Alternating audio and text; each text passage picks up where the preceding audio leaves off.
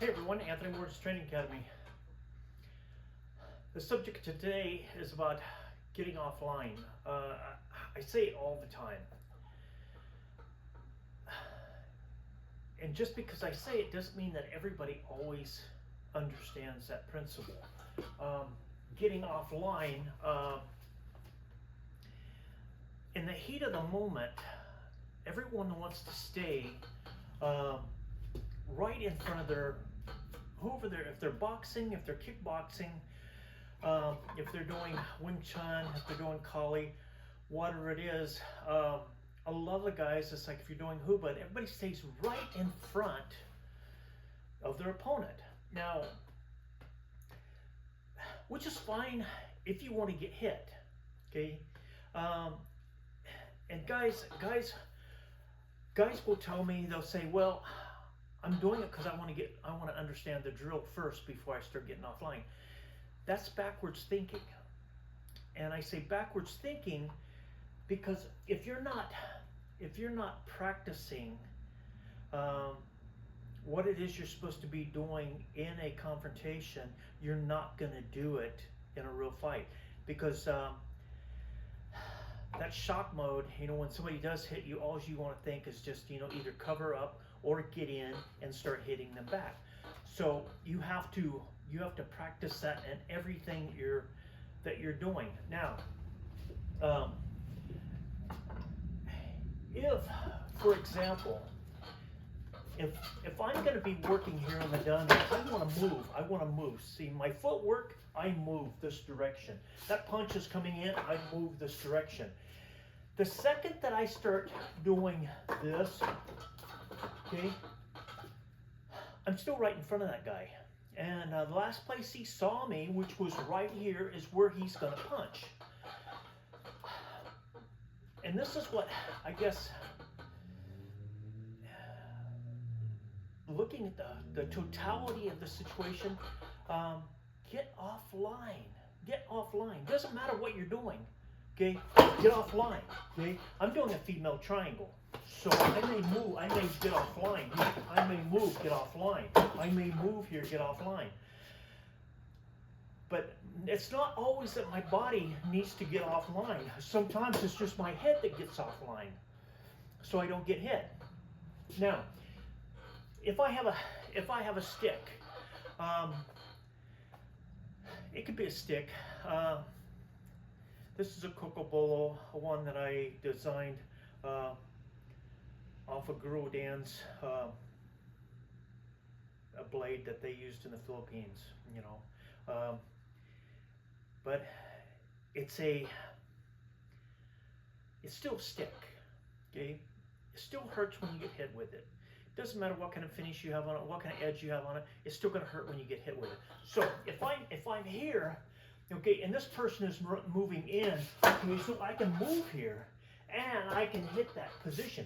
Now, if he's moving in on me, makes it even better. Because now, if he's moving in and I'm moving this direction, which is what a lot of times we refer to as zero position, I'm moving into the punch here instead of moving away from the punch. So if I have a stick in my hand, as that comes out, I move this angle, okay? I move to this angle so I can catch him coming in or me going in. Now, I can move off that either side, okay? I can move here and I can hit with that off of that female triangle. I can shoot low here and take that body here. I can move low here and take that body. But that is using a stick. What happens when you have a hammer? Okay? It's legal. Everywhere in the world, this is legal. Okay? Now, as long as you have other tools with it. You don't want to just be carrying a hammer around. And they say, are you carrying nails? Well, no. Are you carrying a pouch to put it in? No. Why are you carrying a hammer? If you don't have a tape measure, you don't have a pencil. So, even with a hammer, if this guy moves in, see, I can hit here, okay? I may have the hammer on this side, okay? And I move in and I hit here, okay? I can move in here, I can hit here, okay? I can also hit here as I'm moving in, just down direct on the hand, on the person's head. Now, with the hammer, I may hit the hand here. Okay, as I move this across, I may hit that knuckle coming in. Okay, if he punches, I parry and I hit that hand with the hammer. You're saying, well, how often am I going to be carrying a hammer around?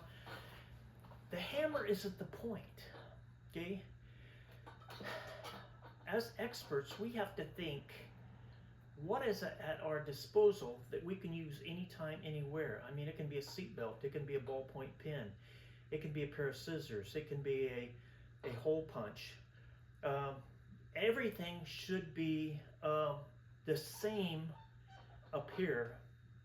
You say, well, I need a knife, I need a gun. No, you don't. You have to be able to understand how to apply any tool that's in your hand for self-defense. Okay. Now, if you have a walking stick, and I'm here, and this guy moves towards me, okay, a lot of times I'm going to move here and I'm going to hit. Okay, here, hit. I'm getting offline. Now, if my stick is here and he punches and I want to get offline, I'm going to catch him with the backside of that staff. Okay. I say, well, yeah, but you know, you got to be really fast. No, you don't. You don't have to be fast. He has to be slow. And I say he has to be slow. He has to have slow timing. Okay, there's a difference between being fast and somebody having slow timing. Now, his timing may not be the greatest, but and you don't have to be the fastest person in the world to understand that if he moves, he's punching right where I'm at right now. So when I go bang and I move off, his punch is going where I'm at now. He's not really thinking about when I move offline here and I hit here, how that's going to enlighten his world. So getting offline, and this is the message that I want to pass on to everyone. Okay? Get offline. Okay? Carrying a cell phone is bad enough being online all the time because that's a distraction in itself. I saw a lady today walking into the store. Her daughter was in front of her, and the daughter was pushing a basket, and the mother was on her phone like this one. And I'm thinking to myself,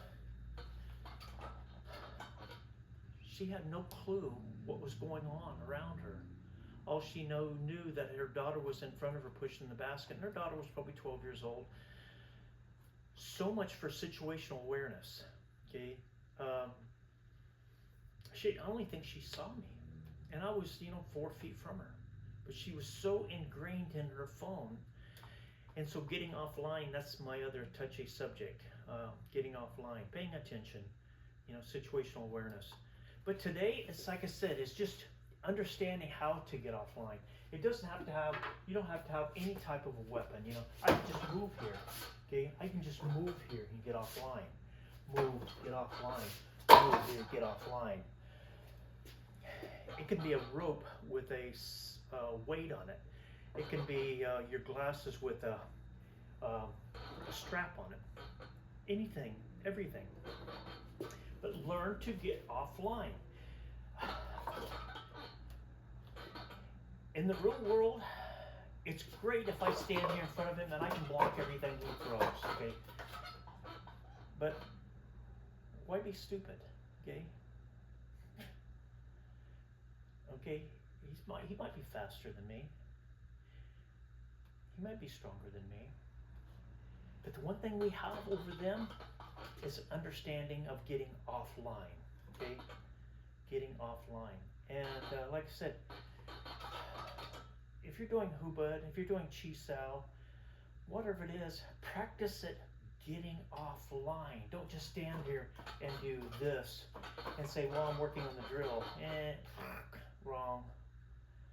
Okay? If you don't practice it, you'll never use it. Okay? So as soon as I move here, I'm moving, I'm getting offline. Okay? And I'm just trying to understand this position here, getting offline. So that's all I have for you today. I hope you keep watching my videos. I hope all of you are learning something from my videos, because all the information that I'm trying to share with you, it's been information that I've got from, you know, over the last 55 years, from guys that are, a lot of them have been really good friends to me, my instructors. A lot of them have been really good mentors to me. And a lot of them have passed down a lot of really good information that Bruce Lee passed down to them. And, you know, so any little bit of information, and some of this stuff is just little jewels that if you can pick up and add to what you're doing. I mean, you could be in Kempo Karate, it doesn't matter, okay? Get offline. Okay, it could be in fencing, get offline, okay? And it's going to change your whole system of taking care of yourself. So until next video, I will see you then.